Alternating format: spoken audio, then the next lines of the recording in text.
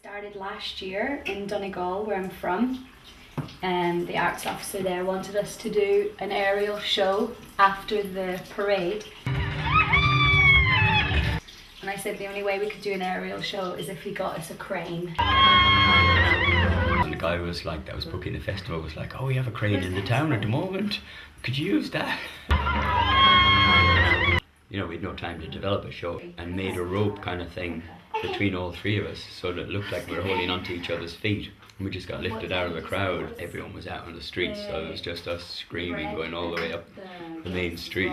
Then we went on to actually develop it, and then we thought that really worked, you know, taking something ordinary and lifting it into the air. We got the money from the Irish Arts Council to redevelop it this year and do a tour around Ireland, and then we had some money from Dublin to come to Wales. So this is the only place in Great Britain that we're performing this year, but we hope next year that we can get a tour, a world tour. The first part of the story was basically a fisherman is out fishing and 3 dragon ladies come and capture him and kill him, and he becomes an angel. So the fisherman falls in love with the mermaid, and that's Natasha. So it kind of makes it a really nice story that the fisherman falls in love with the mermaid, and they can't be together because she's a mythical creature.